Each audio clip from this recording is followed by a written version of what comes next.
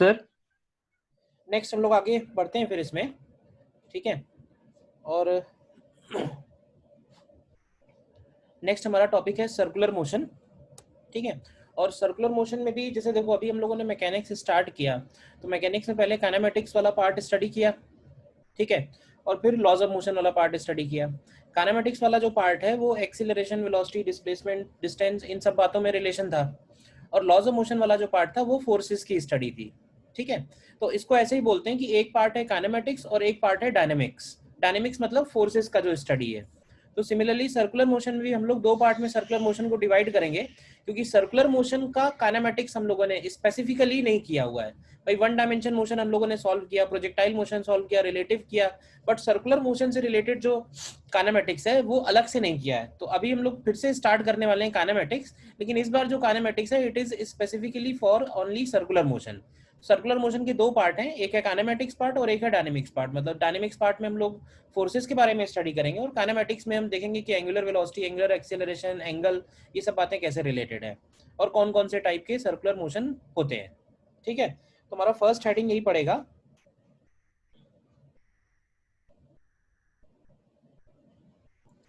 First heading ये है kinematics of circular motion. Kinematics of circular motion. अब देखो काइनेमेटिक्स में सबसे पहले हमको कुछ टर्म्स डिफाइन करने पड़ेंगे जो अभी तक डिफाइन नहीं हुए हैं, और वो सिर्फ सर्कुलर मोशन या पार्टिकल मूव कर रहा है, एंगल कवर कर रहा है, उससे रिलेटेड होंगे। तो हमारा फर्स्ट हेडिंग इसमें जो पड़ेगा, फर्स्ट हेडिंग इसमें आएगा फर्स्ट क्वांटिटी, जिसको हम लोग बोलते हैं एंगुलर पोजीशन। एंगुलर पोजीशन को हम लोग थीटा से डिनोट करते हैं। तो angular position and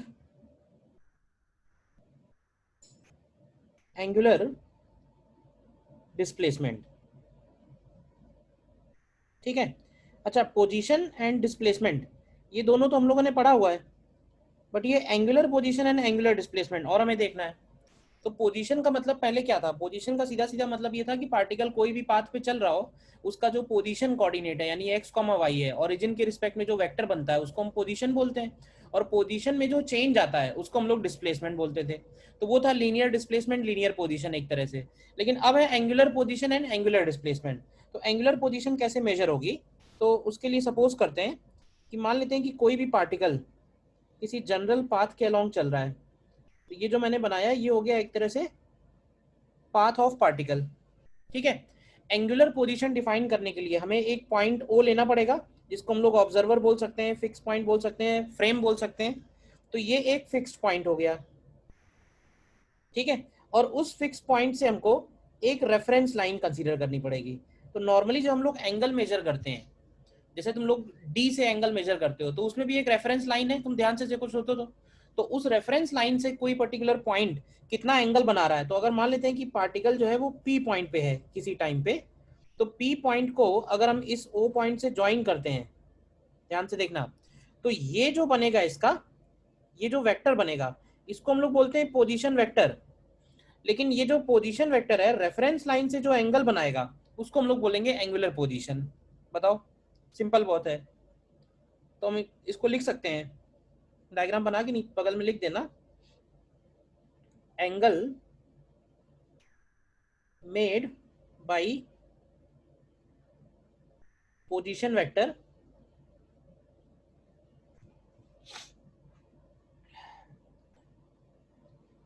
angle made by position vector with a fixed reference line, with a fixed reference line is called angular position। बताओ मुझे इस डेफिनेशन को समझने में कोई प्रॉब्लम है तो? पार्टिकल किसी भी पाथ पे चल रहा हो, ध्यान रखना सर्कुलर मोशन तो चलो सर्कुलर मोशन सर्कल के अलोंग है, लेकिन ये जो टर्म्स हम लोग डिफाइन कर रहे हैं, angular position, angular displacement, in terms का ऐसा नहीं है कि सिर्फ सर्कुलर मोशन से ही लेना देना है। पार्टिकल किसी भी पाथ पे चल रहा हो, हम लोग उसका angular position, angular displacement define कर सकते हैं। जैसे ये जो मैंने पाथ बनाया, ये फिर भी कर्व पाथ बनाया है। इवन पार्टिकल अगर स्ट्रेट लाइन में भी चल रहा होगा तो भी हम उस पार्टिकल का एंगुलर पोजीशन डिफाइन कर सकते हैं। तो एंगुलर पोजीशन का मतलब ये नहीं कि सर्कल में ही मोशन हो, जनरल टर्म्स है ये, ठीक है ना। अच्छा, एंगुलर पोजीशन क्लियर है, तो एंगुलर डिस्प्लेसमेंट क्या बनेगा? तो एंगुलर डिस्प्लेसमेंट को हम लोग बोल सकते हैं एंगुलर डिस्प्लेसमेंट, और इसी को हम लोग बोल सकते हैं एंगल कवर्ड। एक ही मतलब होगा, एंगुलर डिस्प्लेसमेंट और एंगल कवर्ड। तो ये हो जाएगा डेल्टा थीटा, और इसको हम लोग लिखेंगे theta final minus theta initial. Basically it is equal to change in angular position. Angular position में जो चेंज है दैट इज एंगुलर डिस्प्लेसमेंट। बोलिए, तो ये दोनों डेफिनेशन हो गई, एंगुलर पोजीशन और एंगुलर डिस्प्लेसमेंट। बोलिए, कोई डाउट इसमें? तो सबसे पहले इसमें लिखते हैं और जो पॉइंट्स इंपॉर्टेंट है नोट करके। फर्स्ट पॉइंट में सबसे पहले बात करते हैं यूनिट्स की। तो ये मालूम है मैं कि एंगल हम किस में मेजर करते हैं? क्यों भाई बताओ, एंगल का एसआई यूनिट क्या बनेगा?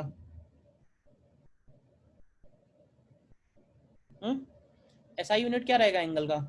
तो एसआई यूनिट है रेडियन, रेडियन। ठीक है ना। और इसको जब हम लोग लिखते हैं तो सिंपली RAD लिखते हैं, ठीक है ना, शॉर्ट फॉर्म में। और दूसरे कौन से यूनिट्स हैं? तो और दूसरे यूनिट्स हो गए इसके पॉपुलर यूनिट्स, डिग्री। तो डिग्री और रेडियन में रिलेशन चाहिए हमको, तो हम लोग ऐसे बोल सकते हैं कि जो पाई रेडियन होगा that is equal to 180 degrees, ठीक है ना। या इसका और है वन रिवॉल्यूशन। वन रिवॉल्यूशन का मतलब क्या होगा? वन रिवॉल्यूशन का मतलब होगा 2 पाई रेडियन। तो ये इसके कुछ पॉपुलर यूनिट्स हो गए जो हमें ध्यान रखने हैं। एसआई यूनिट कौन सा है, बस ये खास बात है, क्योंकि कभी भी कैलकुलेशन करनी होगी तो हमें सारे के सारे टर्म्स किस में कन्वर्ट करने होंगे? रेडियन में ही कन्वर्ट करने होंगे, इस बात का ध्यान रहे। क्लियर है, इसमें कोई डाउट नहीं, छोटा सा पॉइंट है।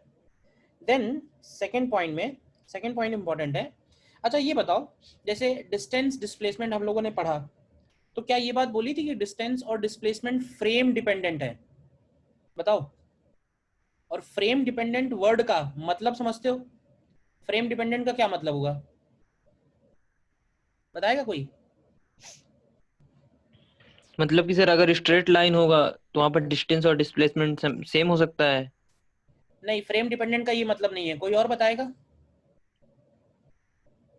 तो मतलब डिस्टेंस और डिस्प्लेसमेंट का जो मैग्नीट्यूड है वो डिपेंड करता है कि हम किस फ्रेम से ऑब्जर्व कर रहे हैं। यस, यानी कि हम ग्राउंड फ्रेम में हैं, या फिर हम मूविंग बस में हैं, या फिर हम लिफ्ट में हैं, तो एक ही पार्टिकल के एक ही मोशन के डिफरेंट डिस्टेंस, डिस्प्लेसमेंट, वेलोसिटी, ये सारी चीजें आ सकती हैं। तो हम लोग ये बोलते हैं कि जो वेलोसिटी है, डिस्प्लेसमेंट है, एक्सीलरेशन है, these all are frame dependent, क्योंकि फ्रेम पे डिपेंड करेंगी। नॉर्मली मेंशन नहीं किया होता है तो इसका मतलब होता है कि हम ये सारी आंसर्स ग्राउंड फ्रेम में कर रहे हैं। लेकिन अब ये जो एंगुलर पोजीशन और एंगुलर डिस्प्लेसमेंट है, ये ऐसे टर्म्स हैं जो ग्राउंड फ्रेम में ही अलग अलग हो सकते हैं। ये थोड़ी इंटरेस्टिंग बात है। मतलब अभी तक तो ये था ना कि ग्राउंड फ्रेम में है या मूविंग बस में है तभी क्वांटिटी चेंज होगी, लेकिन ये जो एंगुलर पोजीशन और एंगुलर डिस्प्लेसमेंट वर्ड है, ये दोनों क्वांटिटीज एक ही फ्रेम में अलग अलग ऑब्जर्वर हो सकता है अलग अलग ऑब्जर्व कर रहे होंगे। तो ये फ्रेम डिपेंडेंट तो है ही, फ्रेम डिपेंडेंट के साथ साथ ये ऑब्जर्वर डिपेंडेंट भी है, कि वो ऑब्जर्वर उस फ्रेम में कहाँ पे प्रेजेंट है। समझना ध्यान से, मैं बात एक्सप्लेन कर रहा हूँ। जैसे कि मान लेते हैं कि कोई पार्टिकल जो है वो किसी भी पाथ पे चल रहा है, ये उसका पाथ हो गया, ठीक है, पाथ ऑफ पार्टिकल। और पार्टिकल मान लेते हैं कि पॉइंट ए से पॉइंट बी गया, ठीक है, पॉइंट ए से पॉइंट बी। अब ध्यान से देखना, एक ऑब्जर्वर है जो O1 है, तो O1 ऑब्जर्वर के लिए एंगुलर डिस्प्लेसमेंट कितना होगा? O1 ऑब्जर्वर देखेगा कि एंगल में चेंज कितना आया, तो तुम ध्यान से देखोगे तो उसके लिए एंगल में चेंज ये वाला एंगल आया है, इसको हम लोग बोलेंगे डेल्टा थीटा 1। बोलो। लेकिन अगर इसी ग्राउंड फ्रेम में कोई और ऑब्जर्वर है, मान लेते हैं कि ऑब्जर्वर O2 है, उसी ग्राउंड फ्रेम में है, तो क्या जरूरी है कि O2 के रिस्पेक्ट में भी सेम एंगल आएगा? क्या लगता है? नहीं सर, डिफरेंट हो जाएगा। डिफरेंट हो जाएगा। तो यही इसकी खास बात है। ग्राउंड फ्रेम में अभी तक तो ये था कि ग्राउंड फ्रेम में ऑब्जर्वर कहीं भी खड़ा हो वेलोसिटी सेम ही आएगी, लेकिन अभी क्या है, ग्राउंड फ्रेम में ऑब्जर्वर अगर अलग अलग पोजीशन पे है तो उसके हिसाब से एंगुलर डिस्प्लेसमेंट और एंगुलर पोजीशन, ये दोनों क्वांटिटीज चेंज हो जाएंगी। तो फ्रेम डिपेंडेंट के साथ साथ ऑब्जर्वर डिपेंडेंट भी हो गई। तो ये एक एडिशनल खास बात है, तो इसको नोट कर लेना, ठीक है ना। आगे इसी में नोट कर लेंगे कि angular displacement and angular position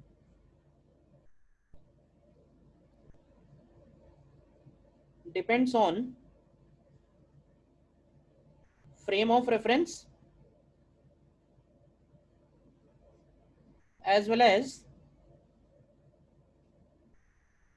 they are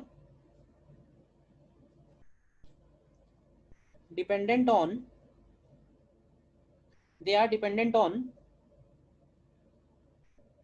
position of observer in the same frame, ठीक है ना। मतलब फ्रेम पे डिपेंडेंट तो है ही है, फ्रेम ऑफ रेफरेंस पे तो डिपेंड कर ही रही है, as well as dependent on position of observer in the same frame. मतलब उसी फ्रेम में ऑब्जर्वर अगर चेंज करेंगे तो angular position, angular displacement change हो जाएगा। क्लियर है ये सेकंड पॉइंट? कोई डाउट बताइए।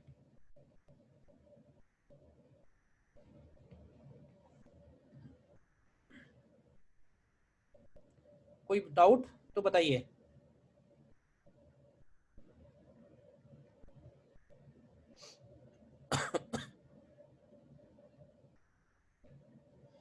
ठीक है, नेक्स्ट पॉइंट में आते हैं। अब मैं एक क्वेश्चन पूछूंगा कि जो एंगल है, एंगल या एंगल कवर्ड है, एंगल कवर्ड एक वेक्टर क्वांटिटी है या एक स्केलर क्वांटिटी है? बताएगा कोई?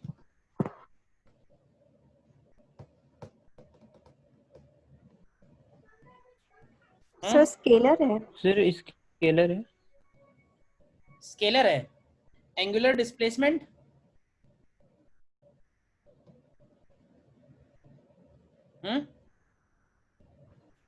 सर एंगुलर डिस्प्लेसमेंट स्केलर है। एंगुलर डिस्प्लेसमेंट स्केलर है। वेक्टर वाइज देखो ये बहुत ही कॉन्सेप्चुअल पॉइंट है और जनरली लोगों को कंफ्यूजन होता ही है, ठीक है। देखो एंगल जो है, ऐसे समझो, एंगल स्केलर भी है, एंगल वेक्टर भी है। कहोगे सर ये कौन सी बात हुई, तो मैं लिख देता हूं पहले स्टेटमेंट, नीचे इसमें लिखना थर्ड पॉइंट में, angle covered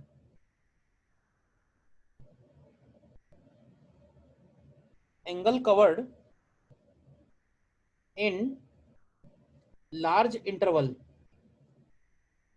angle covered in large interval is scalar, but differential angular displacement is vector quantity. Differential angular displacement is vector quantity. और ऐसे हम लोग लिखेंगे the direction of d theta vector is perpendicular to the plane containing d theta and can be found using right hand thumb rule. Can be found using right hand thumb rule. देखो normally अगर कोई पूछेगा तो हम लोग यही बोलेंगे कि एंगल जो है स्केलर क्वांटिटी है, ये बात सही है। एंगल स्केलर क्वांटिटी क्यों है? क्योंकि एंगल का जब हम एडिशन सब्ट्रैक्शन करेंगे तो उस पर डिपेंड नहीं करेगा कि डायरेक्शन, मतलब वो ऐड जो है वो वेक्टर के हिसाब से नहीं होगा। लेकिन अगर वही एंगल डिफरेंशियल है यानी डी थीटा है, तो उस डी थीटा को हम वेक्टर क्वांटिटी ले सकते हैं। उस डी थीटा को हम वेक्टर क्वांटिटी ले सकते हैं। कैसे वेक्टर क्वांटिटी ले सकते हैं? तो देखो, जैसे सपोज कि पार्टिकल जो है वो पॉइंट ए से पॉइंट बी जा रहा है, देखना ध्यान से, पॉइंट ए से पॉइंट बी गया कोई पार्टिकल, तो पॉइंट ओ के रिस्पेक्ट में जो उसने एंगल कवर किया, अगर ये एंगल बहुत छोटा है तो क्या इसको हम लोग डी थीटा लिख सकते हैं? बताओ। अब ये बताओ कि ये जो डी थीटा मैंने दिखाया है डायग्राम में, ये क्लॉकवाइज है या एंटी क्लॉकवाइज है? क्यों भाई? क्लॉकवाइज। क्लॉकवाइज। क्लॉकवाइज। तो हम लोग राइट हैंड रूल लगाएंगे। अब ऐसे समझो कि ये जो बनाया है मैंने, ये उस कॉपी के प्लेन में बनाया है। ये जो एंगल बना हुआ है, इसका प्लेन कौन सा है? इसका प्लेन है कॉपी का प्लेन। तो जो एंगल का डायरेक्शन होगा ना, डी थीटा का डायरेक्शन, वो उस प्लेन के परपेंडिकुलर होगा। किधर होगा परपेंडिकुलर? अब दो ऑप्शन है, या तो इनवर्ड होगा या आउटवर्ड होगा। क्योंकि एंगल अगर कॉपी के प्लेन में है तो डायरेक्शन डी थीटा का या तो इनवर्ड जाएगा या आउटवर्ड जाएगा। किधर होगा? वो राइट हैंड रूल से निकलेगा। तो अब ये बताओ कि राइट हैंड रूल कैसे लगाते हैं? फिंगर्स को हम लोग क्या करेंगे, डी थीटा की डायरेक्शन में घुमाएंगे। करके देख लो, फिंगर्स को डी थीटा की डायरेक्शन में घुमाओ, तो जो थंब का डायरेक्शन है वो तुमको डी थीटा का डायरेक्शन देगा। D theta direction is always perpendicular to the plane containing angle d theta. तो फिंगर्स को तुम अगर क्लॉकवाइज घुमाओगे तो थंब का डायरेक्शन किधर बता रहा है? इनवर्ड बता रहा है सर या down, outward? Sir inward. Inward बता रहा है। ऐसे भी याद रख सकते हो कि क्लॉकवाइज होगा तो इनवर्ड होगा और एंटी क्लॉकवाइज होगा तो आउटवर्ड होगा। तो एक डायग्राम हम लोग ये बना देंगे और एक डायग्राम अपोजिट बना देते हैं। सपोज इस तरह का है, पार्टिकल अगर पॉइंट ए से पॉइंट बी गया है तो ये वाला एंगल कवर हुआ है and this is anti clockwise. तो पॉइंट ओ के अबाउट जो डी थीटा है उसका डायरेक्शन किधर आएगा? तो इसका डायरेक्शन आउटवर्ड आएगा। तो आउटवर्ड को क्या हम लोग डॉट से रिप्रेजेंट करते हैं? ठीक है ना?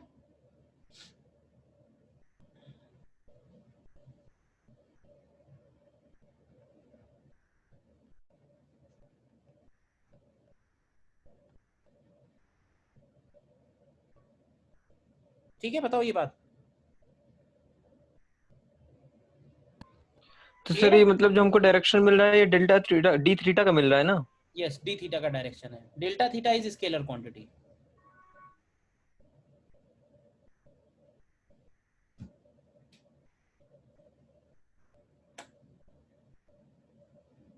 नेक्स्ट क्वांटिटी तो ये हो गया angular position and angular displacement. ठीक है, अगली क्वांटिटी है एंगुलर वेलोसिटी। अच्छा सर।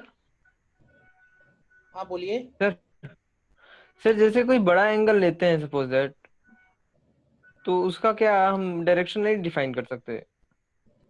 नहीं, उसका डायरेक्शन नहीं डिफाइन कर सकते हैं क्योंकि वो बड़ा एंगल कौन से प्लेन में है, 3D में है, नहीं डिफाइन हो पाएगा। छोटे एंगल का ही डिफाइन कर अच्छा सकते मतलब सर, हैं। ये मतलब सर बिल्कुल वैसे ही छोटा है है तो 2D में डिस्टेंस ही और होगा। डिस्प्लेसमेंट। मैंने बोला था कि अगर डिफरेंशियल डिस्टेंस है तो डिफरेंशियल डिस्टेंस और डिस्प्लेसमेंट दोनों सेम होंगे। बट अगर लार्ज एरिया में है, लार्ज लेंथ है, तो डिस्टेंस और डिस्प्लेसमेंट अलग अलग आएंगे। तो डिस्टेंस इज स्केलर, ठीक है। Displacement is vector. ठीक है, एंगुलर वेलोसिटी का डेफिनेशन सीधा सीधा है,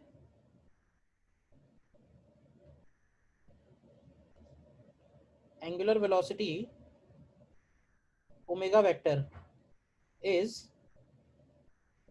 equal to rate of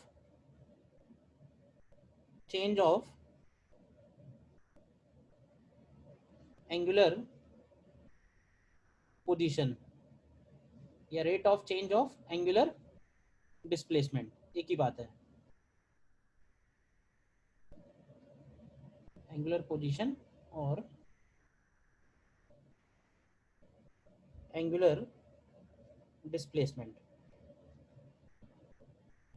ठीक है, मैथमेटिकली अगर लिखेंगे तो omega vector is equal to d theta upon D t. भाई तुमको ये बात तो मालूम होगी ना कि एंगुलर वेलोसिटी वेक्टर क्वांटिटी है। एंगल में मान लो तुम्हें कंफ्यूजन है, एंगुलर वेलोसिटी जो है वो वेक्टर क्वांटिटी है, ये बात तो मालूम है ना पक्के से। तो एंगुलर वेलोसिटी की जो डेफिनेशन है D theta by d T, तो उसमें डी थीटा भी तो वेक्टर होगा, तभी तो एक्सप्रेशन करेक्ट आएगा। तो डी थीटा का जो डायरेक्शन है वो एग्जैक्टली ओमेगा का डायरेक्शन है, या ऐसे बोलना चाहिए ओमेगा का जो डायरेक्शन है वो डी थीटा का डायरेक्शन है।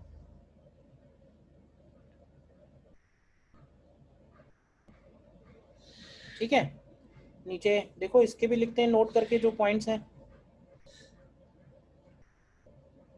पहले पॉइंट में तो हम इसके में भी यूनिट्स ही लिखेंगे। तो बताओगे ओमेगा का एसआई यूनिट क्या बनेगा? रेडियन पर सेकंड। एसआई यूनिट इसका बनेगा, मतलब हमें हमेशा कन्वर्ट करना होगा एसआई यूनिट में, and SI unit is radian पर सेकंड। ठीक है, बाकी और भी उसके यूनिट्स हैं, जैसे तुमने सुना होगा आरपीएम, सुना है? आरपीएम का मतलब क्या होता है? रेवोल्यूशन पर मिनट। आरपीएम का मतलब होगा, रेवोल्यूशन पर सेकंड। नहीं पर सेकंड नहीं, पर सेकंड होता तो आरपीएस होता, आरपीएम है तो आरपीएम का मतलब है यस यस, सॉरी सर।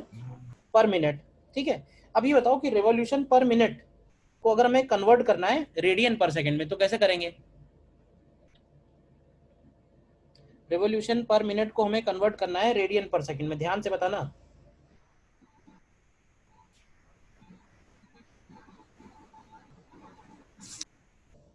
देखो 1 रिवॉल्यूशन कितना सर रेडियन टू होता है? पाई सर 2 पाई से मल्टीप्लाई करेंगे, डिवाइड करेंगे। Correct correct correct. तो इसको कन्वर्ट करने के लिए हम लोग 2 पाई से मल्टीप्लाई करेंगे और 60 से डिवाइड करेंगे, तो ये बन जाएगा रेडियन पर सेकंड। और एक हो गया 1 आरपीएस, आरपीएस हो जाएगा रिवॉल्यूशन पर सेकंड। नोट करते जाना, रिवॉल्यूशन पर सेकंड, तो रिवॉल्यूशन पर second is simply 2 pi radian पर सेकंड। तो कन्वर्ट कर लोगे ना कभी जरूरत पड़ेगी तो। देन सेकंड पॉइंट में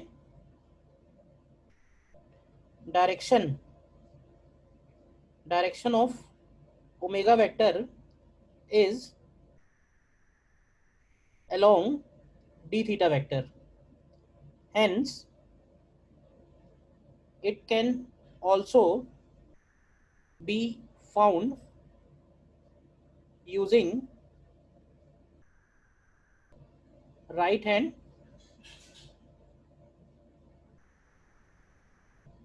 thumb rule, and it is perpendicular to the plane containing d theta। ये लाइन क्लियर है डायरेक्शन के लिए जो लिखी है? Direction of omega vector is along d theta and can be found using right hand thumb rule, and it is perpendicular to the plane containing d theta। Clear है बातें तीनों?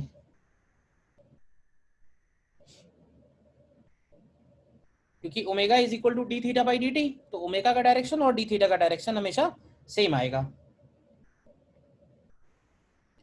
Then third point में angular velocity omega vector in general motion. अच्छा एक बात फिर से मुझे ये बताओ कि जो डी थीटा है मतलब कि एंगुलर डिस्प्लेसमेंट है, क्या वो इस बात पे डिपेंड करेगा कि हम कौन से पॉइंट के रिस्पेक्ट में, मतलब हमारा जो ऑब्जर्वर है वो कहाँ पे खड़ा है, इस बात पे डिपेंड करेगा या नहीं? यस और नो बोलो। यस सर करेगा। इस बात पे डिपेंड करेगा। तो क्या हम ये बोल सकते हैं कि जो ओमेगा वेक्टर है ये भी इस बात पे डिपेंड करेगा? Yes sir. ओमेगा जो होगा वो सिर्फ फ्रेम डिपेंडेंट नहीं होगा, वो सिर्फ इस बात पे डिपेंड नहीं करेगा कि ग्राउंड के रिस्पेक्ट में निकाल रहा है, वो इस बात पे भी डिपेंड करेगा कि ग्राउंड पे कहाँ खड़ा है ऑब्जर्वर, मतलब कौन ऑब्जर्व कर रहा है। ऑब्जर्वर की पोजीशन भी इंपॉर्टेंट है, O1 के रिस्पेक्ट में अलग होगा, O2 के रिस्पेक्ट में अलग होगा। ठीक है ना? तो यहां लिख सकते हैं कि similar to d theta vector omega vector is also observer position dependent. ठीक है, छोटी सी बात है कि similar to d theta vector, omega vector is also observer position dependent. अब देखो जैसे कोई भी जनरल मोशन है, जैसे मैंने ये कोई भी पाथ बना दिया है, जरूरी नहीं है कि सर्कुलर मोशन हो, कोई भी पाथ हो एक्स वाई जेड, ठीक है। अब पार्टिकल उसमें पॉइंट ए पे है, ध्यान से देखना, और पॉइंट ए पे पार्टिकल की वेलोसिटी पता है, मैं सपोज पार्टिकल की पॉइंट ए पे वेलोसिटी वी है। तो अब अगर हमसे पूछ सकता है कि पार्टिकल का ओमेगा क्या है, तो देखो ओमेगा पूछने से पहले हम लोग ये पूछना पड़ेगा कि वो ओमेगा, वो पार्टिकल का जो ऑब्जर्वर है, सॉरी, जिसको ओमेगा मेजर करना है वो कहाँ है। तो सपोज उसकी पोजीशन डिफाइन हो गई, ध्यान से देखना, तो ये ओ है, ये पार्टिकल है, और ये हो गया ओ के रिस्पेक्ट में पोजीशन वेक्टर। तो अब हमें ये देखना है कि पार्टिकल dt टाइम में, पार्टिकल ने dt टाइम में कितना एंगल कवर किया, d थीटा। तो dt टाइम में जो एंगल कवर कर रहा है d थीटा, उसी से हमको इसका ओमेगा मिल जाएगा d थीटा बाई dt करके। तो सपोज ये जो मैंने पॉइंट ए लिया हुआ है, ये पार्टिकल की पोजीशन हो गई सपोज टाइम t पे, और थोड़ी सी देर के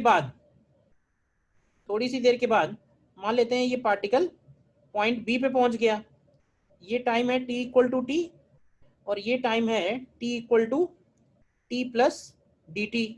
देखना ध्यान से, तो क्या ये t से t प्लस डी टी में जो एंगल कवर हुआ है, अगर हमको ये एंगल मिल जाए डी थीटा, अगर हमको ये एंगल मिल जाए, तो क्या हम D theta upon D T करके ओमेगा फाइंड कर लेंगे, और वो ओमेगा आएगा किसके रिस्पेक्ट में, तो वो ओमेगा इसी ओ के रिस्पेक्ट में आएगा। ध्यान से समझना, ऐसा नहीं है वो पार्टिकल का एब्सोल्यूट ओमेगा हो गया, ओमेगा हर एक पॉइंट से अलग अलग है, वो ओ पॉइंट से आएगा ओमेगा, बल्कि लिखना चाहिए omega with respect to O. पहले बताओ इतनी बात क्लियर है। अब देखो, अब हमें क्या है, ये डी थीटा निकालना है, तो डी थीटा निकालने के लिए थोड़ा सा कैलकुलेशन कर रहे हैं हम लोग। अगर हम यहाँ से इस पे एक परपेंडिकुलर ड्रॉप करें, ध्यान से देखना, ये परपेंडिकुलर ड्रॉप करें, ठीक है, और अगर हम ये आर वेक्टर को आगे बढ़ाएं, तो क्या ये वाला जो एंगल है, ये एंगल बनेगा between R vector and V vector, बताओ, R vector and V vector. और क्या ये बोल यस सर। सकते हैं कि ये एंगल और ये वाला एंगल ऑलमोस्ट सेम होंगे, बताओ, क्योंकि जो डी थीटा है ना, मतलब वो बहुत छोटा है, इतना बड़ा नहीं है जो मैंने दिखाया है, बहुत ही छोटा है, तो ये वाला एंगल और ये वाला एंगल सेम होंगे। ठीक, अब ये बताओ कि अगर हमें ये लेंथ चाहिए, ये लेंथ कैसे निकाल सकते हैं, ये वाली लेंथ। तो देखो मैं दूसरा एक डायग्राम बना देता हूँ, जैसे ये हो गया है आर वेक्टर, अच्छा डी टी टाइम में वो जो डिस्टेंस कवर करेगा, क्या उसको हम लोग वी डी टी लिख सकते हैं, और ये हो गया इसका नया वाला वेक्टर, सर और ये परपेंडिकुलर ड्रॉप कर रहे हैं। हाँ बोलिए। सर ये जो बी पॉइंट बी पे आपने थीटा बनाया है, ये सर क्या पाथ से है कि वेलोसिटी वी वेक्टर से है? वेलोसिटी से मान एंगल लो, जो बना है। ज्यादा चेंज नहीं आएगा ना भाई, ये एंगल बहुत छोटा है, तो मैं ये कह रहा हूँ कि ये लाइन और ये लाइन ऑलमोस्ट पैरेलल हो गई, तो वेलोसिटी में जो चेंज आएगा वो ज्यादा नहीं आएगा, सेम ही चेंज आएगा, तो ऑलमोस्ट ये एंगल सेम हो जाएंगे, ये कह रहे हैं अप्रोक्सीमेटली दोनों एंगल सेम आएंगे। तो ये वाला एंगल अगर हम थीटा बोल रहे हैं, ध्यान से देखो, तो ये वाला जो साइड है, क्या इसको हम लोग v d t sine theta लिख सकते हैं, ये बताओ। Yes yes sir. सर। हाँ Yes, sir. ठीक है। अब मुझे बताओ कि अगर मुझे ये वाला एंगल चाहिए डी थीटा, तो हमारे पास क्या कोई फॉर्मूला है, angle is equal to arc upon radius. Yes, sir. तो यहाँ से क्या ये लिख सकते हैं कि डी थीटा जो होगा that is equal to arc upon radius. देखना ध्यान से, तो आर्क की जगह हम लोग लिख रहे हैं v d t sine theta, और अपॉन रेडियस की जगह आर। तो यहाँ से एक काम ये करते हैं, d theta upon D t एक तरफ बुला लेते हैं, और ये आ जाएगा v sine theta upon r. देखना ध्यान से, और ओमेगा को हम लोग लिखेंगे, omega is equal to d theta upon D t, और वी साइन थीटा को हम लोग लिख रहे हैं v sine theta upon r, और वी साइन थीटा को लिखते हैं वी परपेंडिकुलर अपॉन आर। तो ये एक एक्सप्रेशन है जो हम लोगों को यूज करना होगा कई जगह, ठीक है। छोटा सा डेरिवेशन है, ऑल्दो डेरिवेशन उतना इंपॉर्टेंट नहीं है, फॉर्मूला जरूर ध्यान रखना है। v परपेंडिकुलर क्या है? तो v perpendicular is component of velocity perpendicular to position vector r।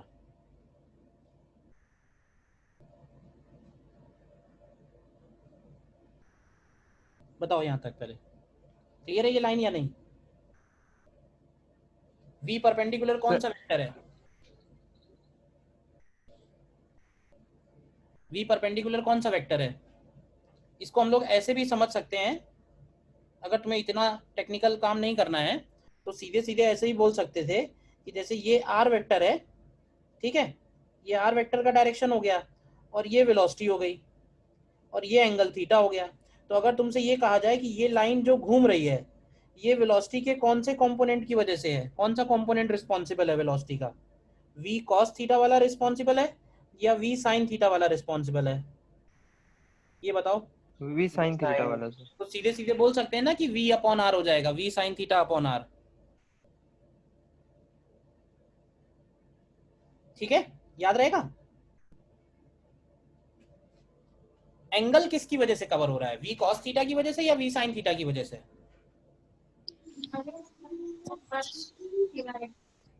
Angle we किसकी वजह से वी कवर हो रहा साइन है? थीटा।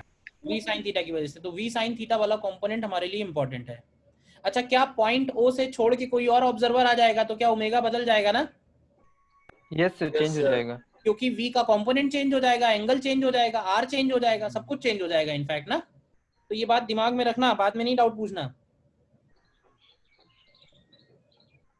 अच्छा सर, अगर हम लोग theta v sin theta vector से लें तो उसके लिए फिर जिम्मेदार v cos थीटा हो जाएगा।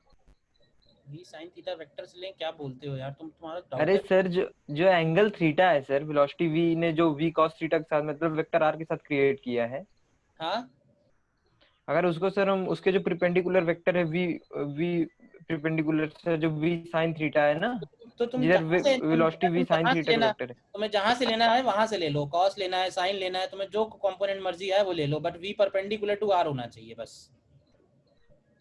ठीक है ना। ऐसे फालतू के डाउट नहीं पूछा करो, ऑब्वियस सी बात है, जब तुम एंगल चेंज करोगे तो उसका कंपोनेंट भी चेंज हो जाएगा।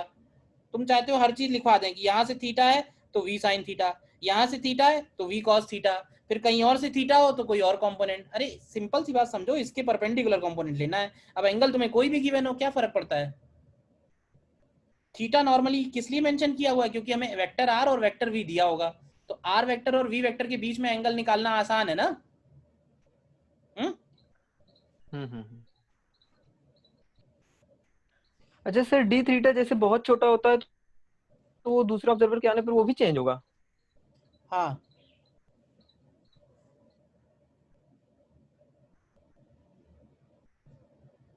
Next is angular acceleration alpha. Angular velocity हो गई, नेक्स्ट पॉइंट देखो एंगुलर एक्सीलरेशन। और एंगुलर एक्सीलरेशन को भी बोल सकते हैं कि it is defined as rate of change of angular velocity, rate of change of angular velocity। Mathematically अगर लिखें तो alpha vector is equal to d omega upon D t. Alpha vector is equal to d omega upon D t, ठीक है। इसके लिए बताओ कि units क्या बनेंगे? क्यों भाई? रेडियन पर सेकंड स्क्वायर। इसका ऐसा यूनिट बनेगा रेडियन पर सेकंड स्क्वायर, रेडियन पर सेकंड स्क्वायर, ठीक है। सेकंड पॉइंट में देखो, अल्फा को क्या ऐसे भी लिख सकते हैं, अल्फा का अगर केवल मैग्नीट्यूड लिखें तो ये d omega upon D t है, तो क्या इसको हम d two theta upon D t two भी लिख सकते हैं? बताओ इसमें कोई डाउट है तो। और क्या इसी को हम लोग omega d omega upon d theta भी लिख सकते हैं? ये दोनों क्लियर है या नहीं बताओ? मैथमेटिकली आया ये?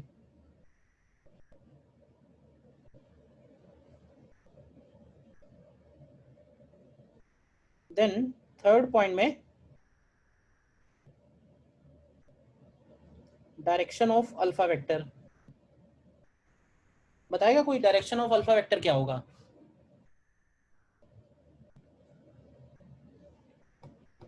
डायरेक्शन ऑफ अल्फा वेक्टर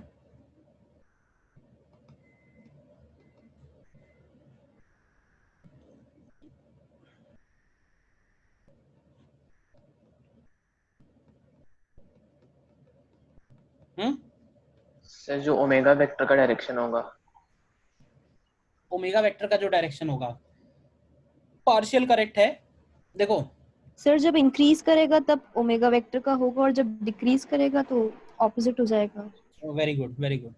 अगर ओमेगा इंक्रीजिंग है, मतलब जैसे हम लोग वन डायमेंशन मोशन में बोलते हैं कि एक्सीलरेशन और वेलोसिटी सेम डायरेक्शन में होंगे तो स्पीड इंक्रीजिंग होगी, और एक्सीलरेशन और वेलोसिटी अपोजिट डायरेक्शन में होंगे तो स्पीड डिक्रीजिंग होगी। तो ठीक उसी तरह से यहाँ भी हम अल्फा का डायरेक्शन निकालेंगे। अल्फा का जो डायरेक्शन है वो ओमेगा के पैरेलल बनेगा या एंटी पैरेलल बनेगा? तो कब पैरेलल बनेगा, कब एंटी पैरेलल बनेगा, बस इतना क्लियर रखो, ठीक है ना? तो when mod of omega increasing, then alpha vector is along omega vector, or when mod of omega decreasing, then alpha vector is opposite to omega vector। ध्यान रहेगा? बोलो। जैसे मान लो कि ये पार्टिकल है और इसका ओमेगा डिक्रीजिंग है, तो बताओगे अल्फा का डायरेक्शन क्या होगा? क्यों भाई? और ये ओमेगा सपोज इंक्रीजिंग है, इन दोनों एग्जांपल में अल्फा का डायरेक्शन बताओ। सर फर्स्ट वाले में इनवर्ट होगा क्या? फर्स्ट वाले में इनवर्ड आएगा अल्फा का डायरेक्शन, करेक्ट। और नेक्स्ट सेकेंड में आउट, आउटवर्ड हम्म, सर इनवर्ट ही होगा। नेक्स्ट में भी इनवर्ट होगा। ही होगा। इसमें ओमेगा ध्यान से देखो तो आउटवर्ड है, तो अल्फा जो होगा वो इनवर्ड होगा। इसमें ओमेगा इनवर्ड है और इंक्रीजिंग है, तो अल्फा भी इनवर्ड होगा। तो कंफ्यूज मत हो, जो बात बेसिक है वो ध्यान रखो। मॉड ओमेगा इंक्रीजिंग है तो alpha is along omega vector, और मॉड ओमेगा डिक्रीजिंग है तो alpha is opposite to omega vector. बताइए, क्लियर यहां तक?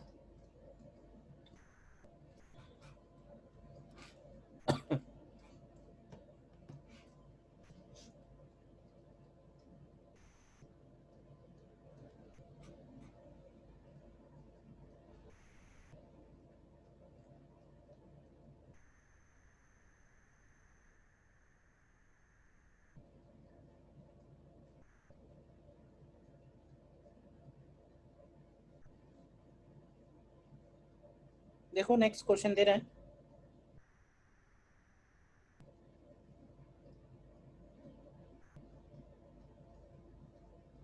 सपोज एक्स वाई एक्सिस है और ये पॉइंट है सपोज 0,3, और एक पार्टिकल t इक्वल टू 0 पे v0 equal to 1 metre per second से चलना स्टार्ट हो रहा है। ये पॉइंट 2 है। क्वेश्चन है, a particle starts moving from 0,3 with constant velocity 1 meter per second along positive x direction, along positive x direction. तो हमें निकालना है find angular velocity and angular acceleration at t equal to 4 seconds. Angular velocity and angular acceleration at t equal to 4 seconds. करोगे try? मैं करूं?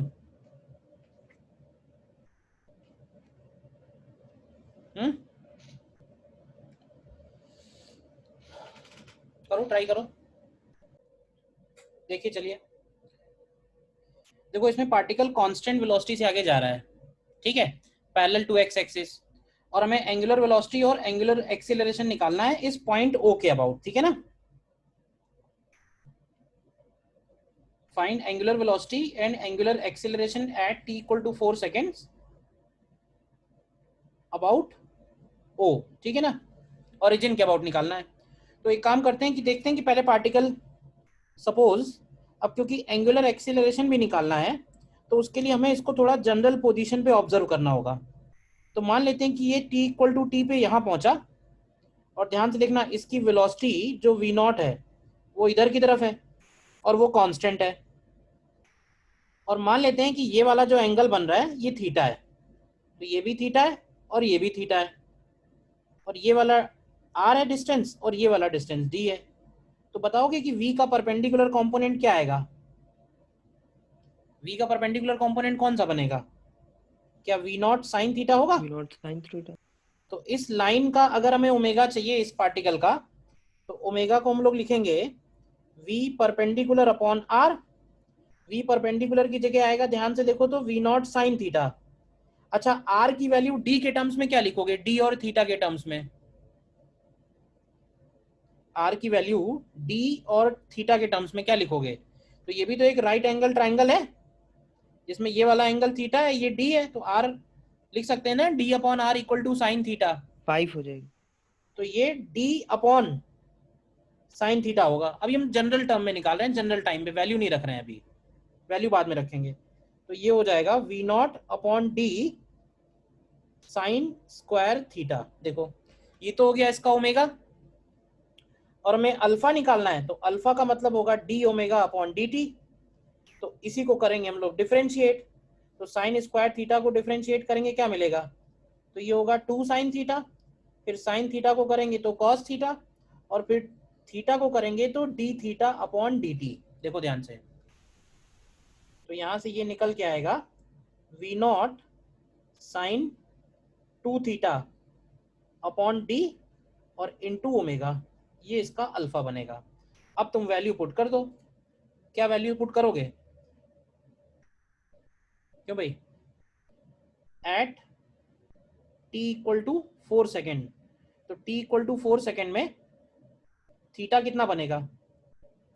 तो तुम ध्यान से देखो तो tan थीटा की वैल्यू d अपॉन 4 हो जाएगी, यानी कि 3 अपॉन 4। तो एक तरह से थीटा की वैल्यू 37 डिग्री है और d की वैल्यू 3 मीटर है। रखो जरा क्या आएगा, तो v नॉट अपॉन डी, तो v नॉट अपॉन डी ये हो गया 1/3, और साइन स्क्वायर 37, तो साइन स्क्वायर 37 को हम लोग क्या 9 अपॉन 25 करेंगे ना। तो ये पहला आंसर होगा 3 अपॉन 25 मीटर, नहीं सॉरी, क्या लिखना चाहिए? रेडियन पर सेकेंड। बताओ, बोलो इसमें क्या डाउट है जो गलत कर गए? और अल्फा की वैल्यू चाहिए तो इसमें वैल्यू रख दो, तो ये अगेन आ जाएगा वी नॉट अपॉन डी, यानी 1/3 साइन 2 थीटा को लिख देंगे 2 साइन थीटा यानी 3/5 इंटू कॉस थीटा यानी 4/5, और ओमेगा की जगह 3/25। तो ये देख लो कितना बनेगा, तो इसमें से ये 3 कैंसिल हो जा रहा है, तो ये हो जा रहा है 24 अपॉन 625, क्यों? और ये होगा रेडियन पर सेकेंड स्क्वायर। बताओ क्वेश्चन क्लियर है या कोई डाउट है? बताओ सर डाउट है सर। बताइए क्या डाउट है।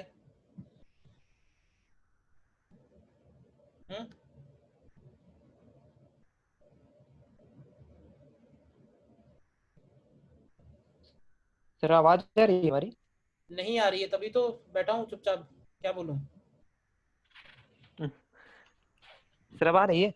सर हम कह रहे हैं वाई एक्सिस पर जो पॉइंट है वो वहां से जा रहा है, वो 4 सेकंड बाद जहां पर भी पहुंचता है, तो सर जो हमारा एंगल चेंज हो रहा है वो तो मतलब सर जो वाई एक्सिस है और ये जो आर वेक्टर बन रहा है इसके बीच का एंगल लेंगे ना सर।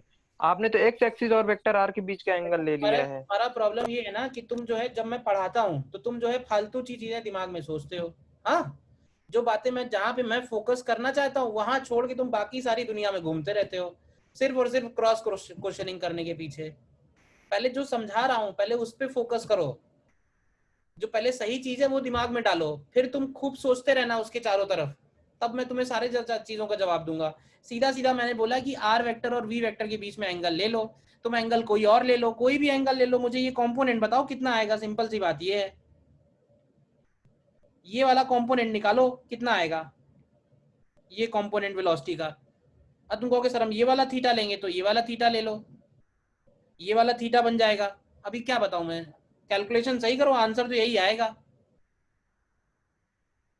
थीटा तुम कहीं से लेते रहो, पता नहीं क्यों ठीक है। दिमाग में तुम्हारे थीटा घुसा हुआ है। थीटा कहीं से भी ले सकते हो भैया, बट कंपोनेंट तो यही वाला लोगे ना। ये कंपोनेंट कितना आ रहा है तुम्हारा?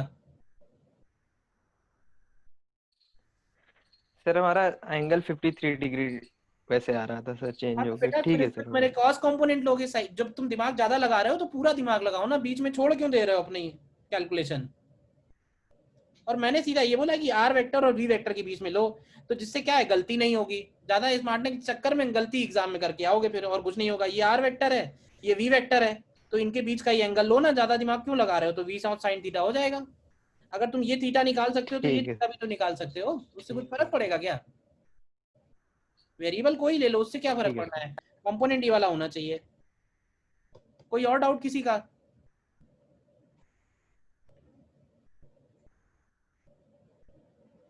हम्म, आ गया समझ में सभी को? क्यों नहीं कर पा रहे थे, क्या डाउट आ रहा था? ओमेगा तो निकाल ही लेना चाहिए था भाई, ओमेगा में क्या डाउट है?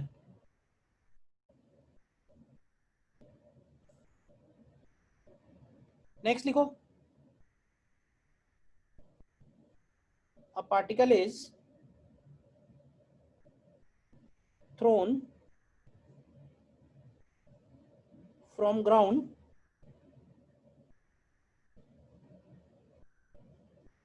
with initial speed 10 meter per second at an angle 45 degree with horizontal, at an angle 45 degree with horizontal. Find angular velocity of particle with respect to point of projection when a part में when particle is at highest point and b part में when particle is about to hit ground। मतलब ground को hit करने के ठीक पहले और highest point पे उसका angular velocity point of projection के अबाउट क्या होगा। केयरफुली निकालो, सेम वही डेफिनेशन अप्लाई होनी है।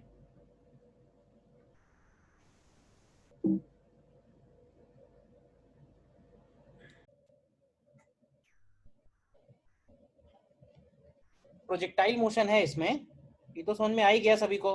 सर 5/√31 ऐसा कुछ आ रहा है। नहीं अभी भी नहीं सही है, छोटी सी बात है, पता नहीं क्यों कंफ्यूज हो रहे हो। ये सपोज हो गया उसका प्रोजेक्टाइल मोशन, ठीक है।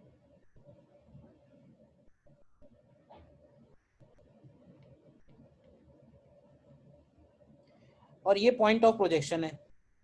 पार्टिकल को हमने प्रोजेक्ट किया with initial velocity 10 metre per second at an angle 45 degree. अब ये बताओ कि पार्टिकल जब हाईएस्ट पॉइंट पे है यानी कि ए पे है तो पार्टिकल की वेलोसिटी कितनी है, नहीं मालूम है क्या? हाईएस्ट पॉइंट पे कितनी वेलोसिटी है पार्टिकल की? हाईएस्ट पॉइंट पे इसकी वेलोसिटी क्या है? 10 cos 45 है, एंड 10 cos 45 का मतलब हुआ 5√2 मीटर पर सेकेंड। अब पार्टिकल की वेलोसिटी मिल गई है, आर वेक्टर कौन सा होगा? तो ध्यान से देखो, ये वेक्टर जो होगा ये आर वेक्टर होगा। बताओ। Yes sir. अब ये बताओ कि आर वेक्टर और वी वेक्टर के बीच का जो एंगल है ये कितना एंगल होगा? आर वेक्टर और वी वेक्टर के बीच का एंगल क्या 45 होगा या कुछ और होगा?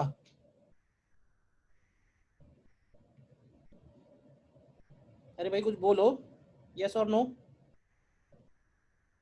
No sir. 45 होगा या कुछ और एंगल होगा? कोई और एंगल होगा, और वो ये वाला एंगल सर होगा। आंसर सर आंसर 8 रेडियन पर सेकंड है क्या? नहीं, गलत है। तो ये अल्फा की वैल्यू जो है ये आएगी एच मैक्स और r/2 से। ध्यान से चेक करो,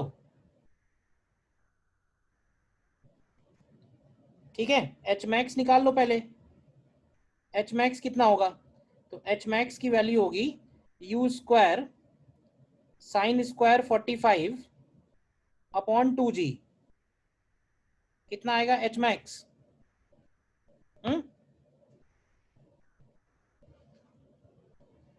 एच मैक्स की वैल्यू क्या 2.5 मीटर आएगी? रेंज निकालो, रेंज की वैल्यू होगी u square sine 2 theta upon G. तो रेंज की वैल्यू आएगी 10 मीटर। तो यहाँ से अगर तुम tan अल्फा निकालोगे तो tan अल्फा की वैल्यू बनेगी एच मैक्स अपॉन r/2। तो एच मैक्स अपॉन r/2 करोगे तो ये 1/2 आएगा अल्फा, मतलब tan इनवर्स 1/2। अब अगर हमें उस पॉइंट पे ए पार्ट में निकालना है एट हाईएस्ट पॉइंट, तो हाईएस्ट पॉइंट पे बताओगे कि वेलोसिटी का परपेंडिकुलर कंपोनेंट कितना होगा? v परपेंडिकुलर कितना होगा? बोलिए। v परपेंडिकुलर की वैल्यू क्या? 5√2 साइन अल्फा होगी। और r की वैल्यू, r की वैल्यू क्या होगी? तो r की वैल्यू भी तुम ध्यान से लिखो, तो r को भी क्या हम लोग H max upon sine alpha लिख देते हैं। तो ओमेगा जो है वो है v परपेंडिकुलर अपॉन r। तो ये आ जाएगा 5√2 अपॉन एच मैक्स और इनटू में साइन स्क्वायर अल्फा। रख दो सारी वैल्यू। तो 5√2 अपॉन एच मैक्स की वैल्यू है 2.5। अब tan अल्फा अगर 1/2 है तो साइन अल्फा बनेगा 1/√5, लेकिन उसका स्क्वायर है तो वो √5 हट जाएगा। तो ये देखो कितना बनेगा ये फाइनली।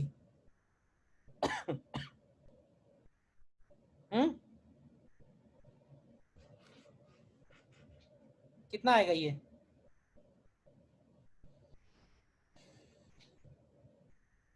(2√2 अपॉन 5 आ रहा है रेडियन पर सेकेंड। किस पॉइंट पे गलती कर रहे हो देखो ध्यान से, तुम लोग बार बार सेम मिस्टेक कर रहे हो। बस सीधा सीधा काम करना है, पता नहीं क्या डाउट है। सर सेकंड का आंसर 1/√2 रेडियन पर सेकंड है। हाँ करेक्ट। फर्स्ट पार्ट क्यों नहीं कर पाए? एनालिसिस करो, क्या प्रॉब्लम आई? कौन से स्टेप पे प्रॉब्लम आ रही है बताओ मुझे, कुछ डाउट है तो। इसी तरह से जब ये कोलाइड करने वाला होगा, कोलाइड करने के ठीक पहले देखो, कोलाइड करने के ठीक पहले उसका आर वेक्टर ये वाला वेक्टर बनेगा, ध्यान से देखो। और उसका जो वेलोसिटी होगा ना, वेलोसिटी के दो कंपोनेंट होंगे। तो हम पहले से ही जानते हैं दो कंपोनेंट क्या होंगे। तो इधर वाला कंपोनेंट भी 5√2 होगा, इधर वाला कंपोनेंट भी 5√2 होगा। तो हमें कंपोनेंट करने की जरूरत ही नहीं है, पहले से ही कंपोनेंट है। तो बी पार्ट में just before striking ground, just before striking ground, जो ओमेगा होगा वो हो जाएगा v perpendicular upon r। v perpendicular की जगह 5√2 आएगा और r की जगह r मैक्स आएगा। r मैक्स की वैल्यू है 10, तो ये 1/√2 आ जाएगा रेडियन पर सेकेंड। 1/√2 रेडियन पर सेकेंड।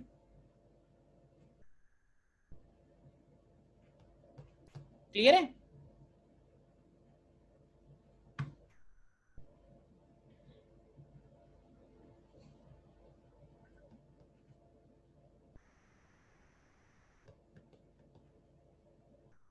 बताइए भाई सभी लोग।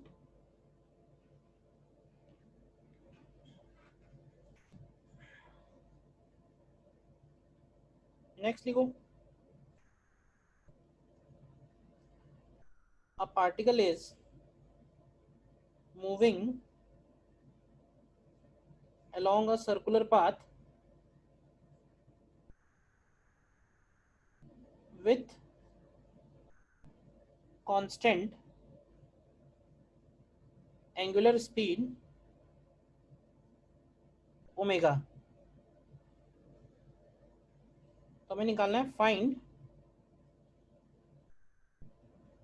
angular velocity of particle with respect to a point lying on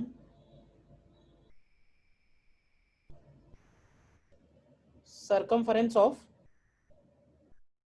the circle। Particle constant omega से घूम रहा है सर्कुलर पाथ पे। अच्छा देखो, सर्कुलर मोशन में जैसे कभी दिया हो कि particle is moving in a circular motion with constant angular speed omega, तो सर्कुलर मोशन में जितनी भी क्वांटिटीज मेंशन होती हैं, चाहे वो एंगुलर डिस्प्लेसमेंट हो या वो एंगुलर वेलोसिटी हो या वो एंगुलर एक्सीलरेशन हो, तो बाय डिफॉल्ट इनका मतलब ये होता है कि ये सारी क्वांटिटीज सेंटर के रिस्पेक्ट में है। मतलब ऑब्जर्वर कहाँ खड़ा है? ऑब्जर्वर सर्कल के सेंटर पे है। तो ये जो ओमेगा गिवन है वो एक तरह से सर्कल के सेंटर के अबाउट गिवन है, और हमको किस पॉइंट के अबाउट निकालना है? हमको निकालना है उस सर्कल के सरकमफेरेंस पे किसी पॉइंट के अबाउट। देखो करो ट्राई। निकाला किसी ने?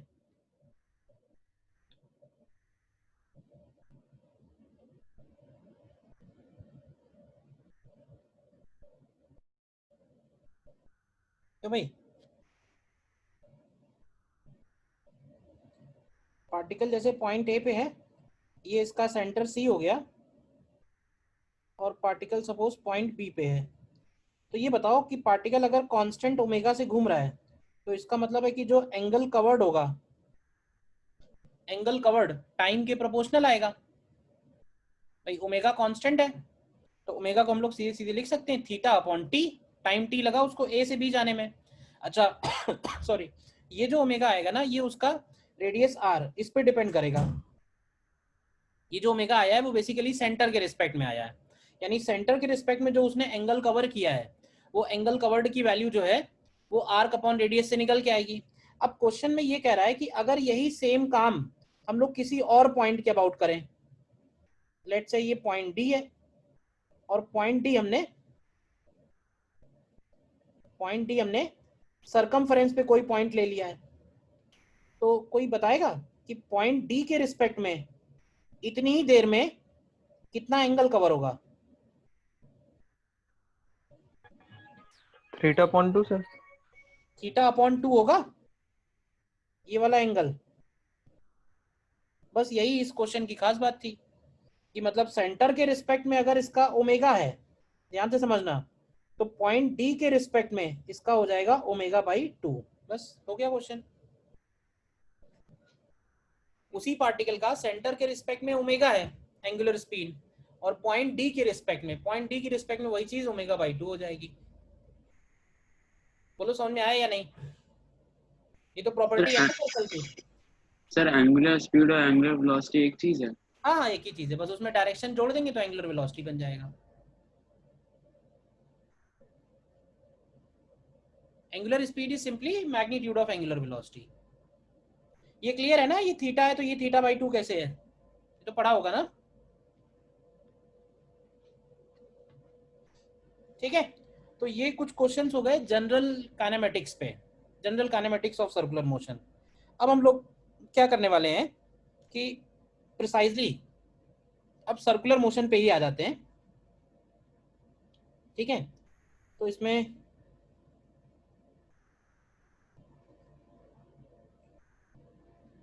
सेंटर में लिख लेंगे टाइप्स ऑफ सर्कुलर मोशन, ठीक है। अब देखो वैसे अगर तुम देखोगे कभी बुक्स वगैरह में, तो टाइप्स ऑफ सर्कुलर मोशन में 2 टाइप के सर्कुलर मोशन डिफाइंड होते हैं, ठीक है ना। सर्कुलर मोशन 2 टाइप के डिफाइन होते हैं, एक होता है यूनिफॉर्म सर्कुलर मोशन और एक होता है नॉन यूनिफॉर्म सर्कुलर मोशन। लेकिन क्या है कि हम लोग थोड़ा सा, क्योंकि हम लोगों को एप्लीकेशन के बेसिस पे चलना है, तो हम लोग क्या करते हैं अपनी सूटेबिलिटी के हिसाब से इसको 3 टाइप का डिफाइन करते हैं, ठीक है। देखते हैं 3 टाइप कौन कौन से हैं। तो सबसे पहला है इसमें, सबसे पहला है यूनिफॉर्म सर्कुलर मोशन। बताएगा कोई यूनिफॉर्म सर्कुलर मोशन का क्या मतलब हुआ, क्या खास बात है इसमें।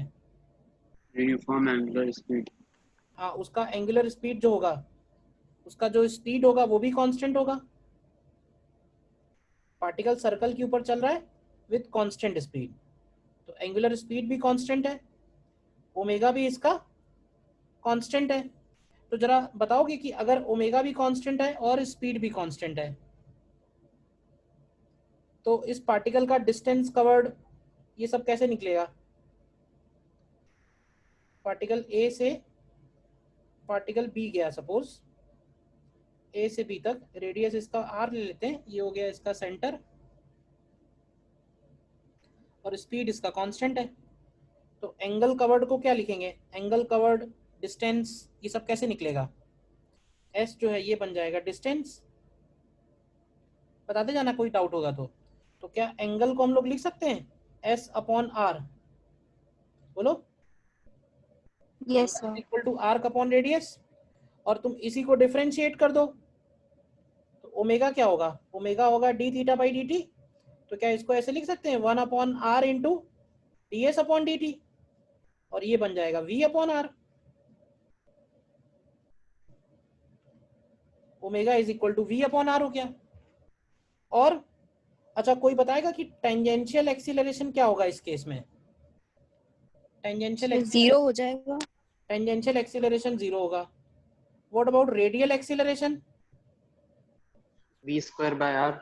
करेक्ट, टेंजेंशियल एक्सीलरेशन 0 होगा, रेडियल एक्सीलरेशन इस केस में v स्क्वायर बाई आर होगा। And what about total acceleration, total acceleration क्या होगा, v square by r। Total acceleration भी v स्क्वायर बाई आर होगा which is equal to radial acceleration. अच्छा, अगर कोई कहे क्या इस केस में एक्सीलरेशन कांस्टेंट है, यस और नो में जवाब देना है। Is acceleration constant in uniform circular motion, no sir, no sir, क्यों नहीं कांस्टेंट है। यस सर है। बिकॉज सर डायरेक्शन उसमें चेंज हो रेडियल रही है ना। एक्सीलरेशन है। अरे रेडियल एक्सीलरेशन तो है, मैं पूछ रहा हूँ सर डायरेक्शन कांस्टेंट सेम ही है ना, टुवर्ड्स द मैग्नीट्यूड सेंटर। तो देखो, मैग्नीट्यूड तो सेम है, लेकिन इस एक्सीलरेशन का डायरेक्शन सेम नहीं है। डायरेक्शन कहाँ से तुमको सेम दिख रहा है, डायरेक्शन, यस सर। एक्सीलरेशन इसीलिए का तो कह रहे हैं सर। हाँ, तो तुम्हारी बात पे तो यस बोल रहा हूँ ना, मैं दूसरे लोगों को बोल रहा हूँ। एक्सीलरेशन इस केस में कांस्टेंट नहीं बोलेंगे, मतलब थोड़ा समझ के आंसर देना है। मैग्नीट्यूड ऑफ एक्सीलरेशन कांस्टेंट है, लेकिन अगर कोई कहेगा एक्सीलरेशन कांस्टेंट है क्या, तो एक्सीलरेशन कांस्टेंट नहीं है। खास बात यहाँ पे ये कि जो एक्सीलरेशन है, acceleration is always perpendicular to velocity, ये खास बात है यहाँ पे, है या नहीं है।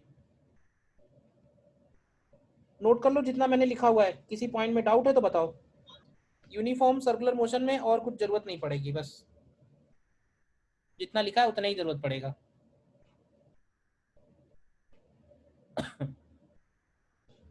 बताइए। यूनिफॉर्म सर्कुलर मोशन के केस में टेंजेंशियल एक्सीलरेशन 0 होगा, जिसकी वजह से स्पीड उसकी कांस्टेंट होगी, कांस्टेंट स्पीड से चलेगा। अब स्पीड कांस्टेंट बोलो या एंगुलर स्पीड कांस्टेंट बोलो, एक ही बात है। हाँ, एक चीज और रह गई, अल्फा क्या होगा? क्यों भाई? अल्फा होता है D omega upon D T. तो D omega upon D T करेंगे तो ये आएगा 1 upon are into D V upon D T. तो इसको हम लोग लिखेंगे ए टी बाई आर, और इस केस में अल्फा की वैल्यू क्या आएगी? 0, क्योंकि ए टी 0 है। एंगुलर एक्सीलरेशन क्या आएगा? 0 आएगा इसमें। क्लियर है सारे पॉइंट? बताओ।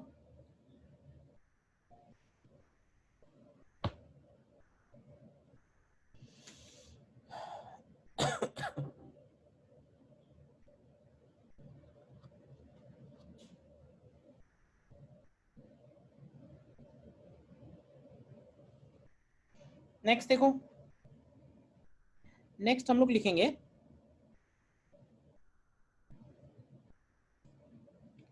नॉन यूनिफॉर्म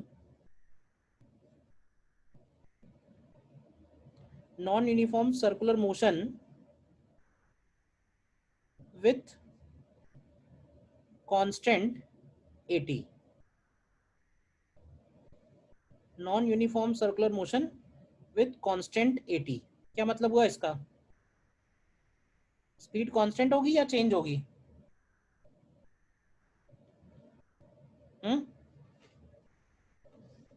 तो नॉन यूनिफॉर्म स्पीड चेंज होगी सर। स्पीड चेंज होगी। अच्छा, इस टाइप के क्वेश्चन को क्या है ना, हम लोग दो तरह से विजुलाइज कर सकते हैं, है तो एक ही मतलब। हम इसको लीनियर फॉर्म में भी सॉल्व कर सकते हैं और एंगुलर फॉर्म में भी सॉल्व कर सकते हैं। समझना ध्यान से, जैसे अगर हम इसमें ये कहें कि एटी कांस्टेंट है, तो एटी कांस्टेंट का मतलब हम ये भी तो बोल सकते हैं कि अल्फा कांस्टेंट है, एक ही बात है। तो अगर हम एटी की इक्वेशन यूज करते हैं तो हम यहाँ पे v equal to u plus at into t, s is equal to u t plus half at into t square, v square equal to u square plus 280 into s. ये तीनों equations use कर सकते हैं। ध्यान रखना, ये इनके scalar form बोलते हैं इनको हम लोग। स्केलर फॉर्म से मतलब ये है कि इसका मतलब है कि यहाँ पे जो एस है वो डिस्टेंस बन जाएगा इस बार, और v और u जो है initial speed, final speed, t time हो गया, और at टेंजेंशियल एक्सीलरेशन हो गया। स्केलर फॉर्म में यूज कर सकते हैं। और नहीं तो अगर तुम इसी में डिवाइड कर दो r से, तो v अपॉन आर बन जाएगा ओमेगा, u अपॉन आर बन जाएगा ओमेगा नॉट, और at अपॉन आर बन जाएगा अल्फा। तो ये यूज कर सकते हो, omega is omega naught plus alpha T, ठीक है। या फिर theta is equal to omega naught T plus half alpha T square, या omega square is equal to omega naught square plus 2 alpha theta. मतलब ये तीनों एंगुलर फॉर्म में हो गई।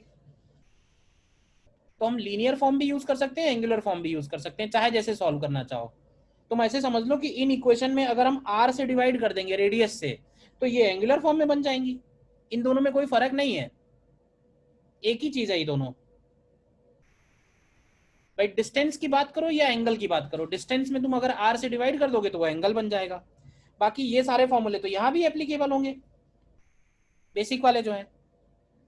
हाँ, जो नहीं एप्लीकेबल होगा, जो अलग बात है, वो अलग से नोट कर लो। तो इस बार क्या होगा कि जैसे सर्कुलर मोशन में इस बार पार्टिकल के पास AT भी होगा और AR भी होगा। क्यों? तो बताओगे AT और AR किधर किधर होंगे? तो AR तो देखो हमेशा टुवर्ड सेंटर होगा, और AT की वैल्यू जो होगी वो टेंजेंशियल डायरेक्शन में होगी। तो AT और AR का जो रिजल्टेंट है, AT और AR का जो रिजल्टेंट है ये कहलाएगा A टोटल। देखना ध्यान से। तो अगर हम ये वाला एंगल, इस एंगल को भी कुछ एंगल ले लेते हैं, अगर बीटा ले लें, या ये वाला एंगल बीटा ले लो, इधर वाला, तो बताओ कि कितना बनेगा। A टोटल कितना लिखेंगे? तो A टोटल इस बार बनेगा अंडर रूट ऑफ, देखो ध्यान से, AR square plus AT square. अगर हमें tan बीटा निकालना हो तो tan बीटा की वैल्यू होगी AT अपॉन AR। और ये बताओ कि टोटल एक्सीलरेशन का मैग्नीट्यूड कांस्टेंट होगा या वेरिएबल होगा? अब क्योंकि ए आर तो चेंज हो रहा होगा ना,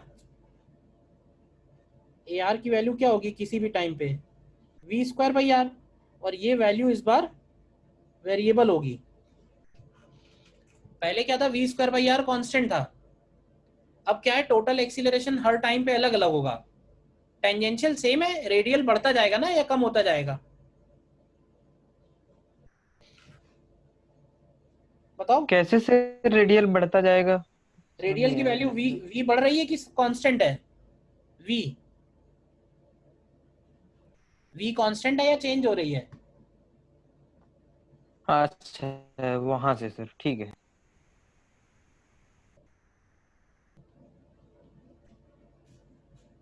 ठीक है। हालांकि सर्कुलर मोशन दो ही टाइप का है, एक यूनिफॉर्म और एक नॉन यूनिफॉर्म, लेकिन क्या है ना, सॉल्व करने में हम लोगों को थोड़ा सा अलग रहना पड़ता है, तो इसलिए नॉन यूनिफॉर्म को मैंने दो पार्ट में फर्दर डिवाइड कर दिया है। तो जो दूसरा पार्ट है उसको हम लोग लिखेंगे non uniform, non uniform circular motion with variable A T, non uniform circular motion with variable A T. देखो, non uniform circular motion with variable tangential acceleration. तो देखो, अगर टेंजेंशियल एक्सीलरेशन वेरिएबल हुआ तो फिर हमको कैलकुलस का यूज करना पड़ेगा। एटी को हम लोग लिख सकते हैं dv by d t, rate of change of speed, या इसको लिख सकते हैं हम लोग v dv by d s. इसी तरह से अल्फा को लिख सकते हैं d omega upon D t, या इसको हम लोग लिख सकते हैं omega d omega upon d theta. ठीक है, ओमेगा की बात आएगी तो ओमेगा को हम लोग लिखेंगे वी अपॉन आर, वी को लिखेंगे D s upon D T. मतलब ये सारे कैलकुलस का यूज होगा जैसे हम लोगों ने काइनेमेटिक्स में किया था, याद है कि नहीं याद है? या ओमेगा को लिख देंगे D theta by d T, बाकी सारी बातें वैसी की वैसी होंगी। एक बार देख लो ध्यान से, पूरी एनालिसिस ये है। इतने ही फॉर्मूले हैं जो तुम्हें यूज करने के लिए आएंगे काइनेमेटिक्स ऑफ सर्कुलर मोशन में, इसके बाहर कुछ नहीं है। तुम्हें आइडेंटिफाई करना पड़ेगा स्टार्टिंग में कि यूनिफॉर्म सर्कुलर मोशन है, non uniform circular motion with constant है या वेरिएबल है। वेरिएबल है तो कैलकुलस का यूज होगा, इंटीग्रेट करना पड़ेगा, डिफरेंशिएट करना पड़ेगा। और अगर कांस्टेंट टेंजेंशियल एक्सीलरेशन है तो हम इक्वेशन ऑफ मोशन से काम चला लेंगे सीधे सीधे। बताइए भाई सभी लोग, जितनी बातें लिखी क्लियर है या नहीं?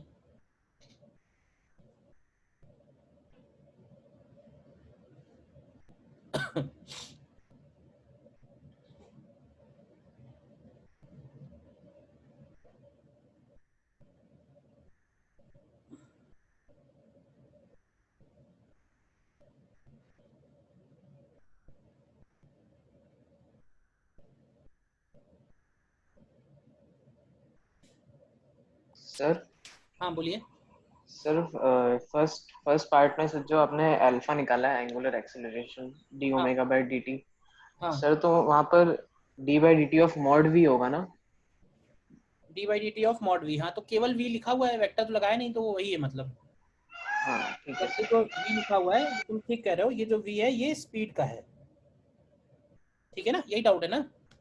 हाँ यस सर। हाँ, वेलोसिटी नहीं है, स्पीड है।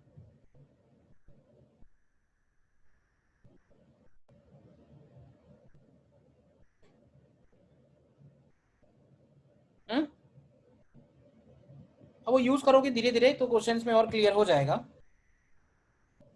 ठीक है, देखो फिर लिखो क्वेश्चंस और करते हैं। सर, हाँ सर बोलो। ये जो रेडियल एक्सीलरेशन में वी स्क्वायर अपॉन आर लिखा है यहाँ पर वी वेलोसिटी है। स्पीड ही चल रहा है, वेलोसिटी की बात नहीं हो रही है, स्पीड ही लिख रहे हैं ना, मैग्नीट्यूड निकाल रहे हैं एआर का। डायरेक्शन तो एआर का हमको मालूम ही है। किसी भी फॉर्मूले में हम लोग कोई क्वांटिटी वेक्टर में तभी डालते हैं जब हमको उससे डायरेक्शन चाहिए होता है। तो ये जो एआर लिखा हुआ है इससे तुमको डायरेक्शन चाहिए या मैग्नीट्यूड चाहिए? सिर्फ मैग्नीट्यूड चाहिए तो स्पीड ही है ये। वी मैंने स्पीड लिख तो दिया था शुरू में ही। एक second,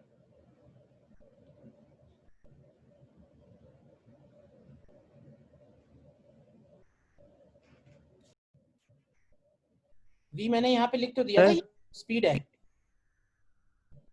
okay sir, okay sir. अभी 1-2 मिनट बचा है सर, पिछले क्लास का एक डाउट है सर, ओरली सर बता दीजिए। बेटा पहले मुझे क्लास खत्म तो कर लेने दो, रिकॉर्डिंग भी चल रही है, मैंने आपको 2-3 बार टोका हुआ है ना।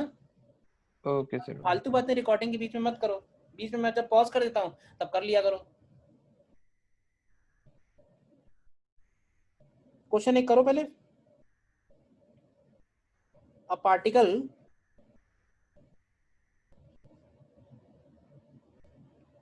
starts moving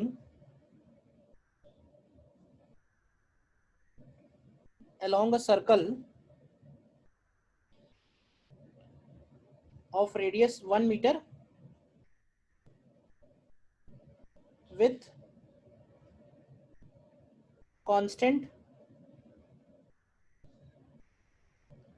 acceleration 2 metre per second square. Find करना है ए पार्ट में time taken to cover first 2 revolution, b part में a total at the end of 4 seconds, and C part में time t and distance traveled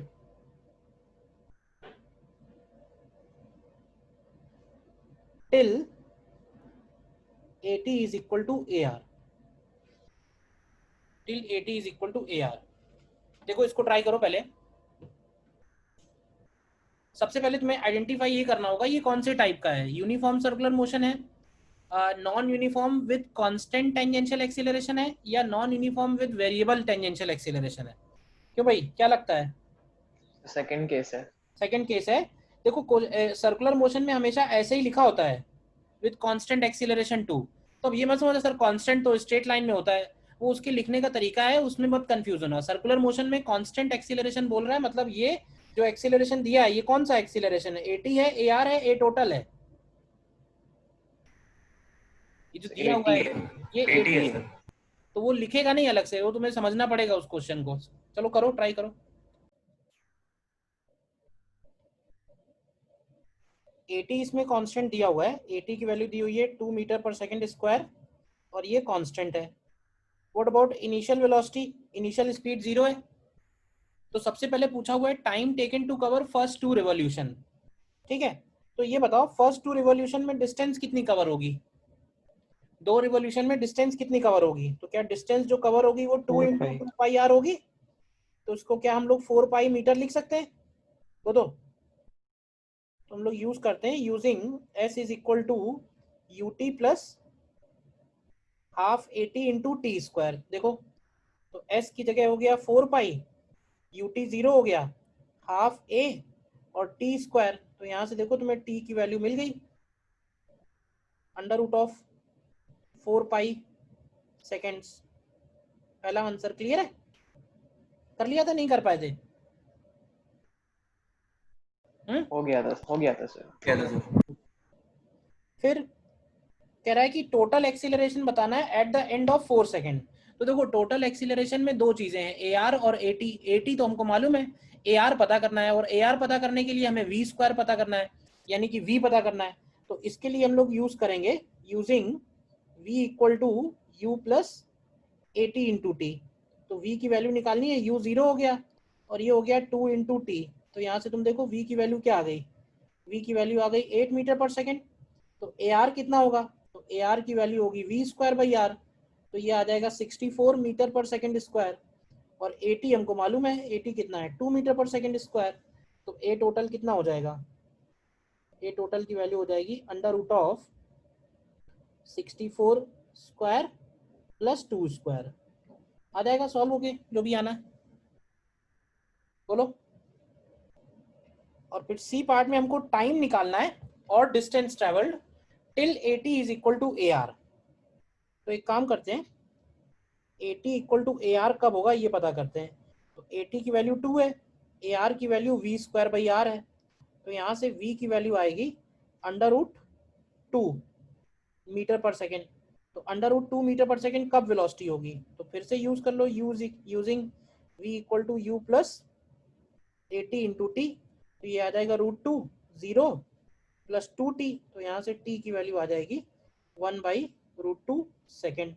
और distance निकालना है कि distance कितना होगा, तो डिस्टेंस के लिए हाफ a t स्क्वायर, तो हाफ a 1/√2 का स्क्वायर, तो ये भी 1/2 मीटर आ जाएगा।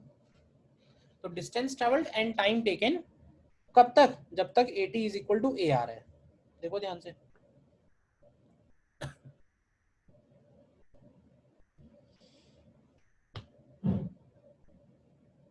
क्लियर है या नहीं?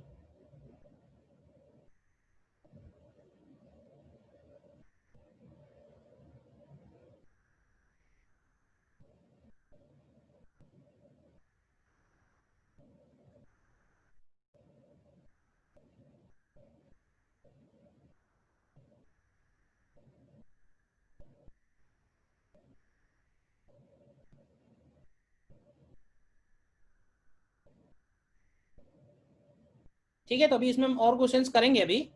हाँ, थ्योरी ये है कि काइनेमेटिक्स ऑफ सर्कुलर मोशन की थ्योरी में सारी बातें बता दी हैं, क्वेश्चंस अभी और थोड़े से प्रैक्टिस करेंगे।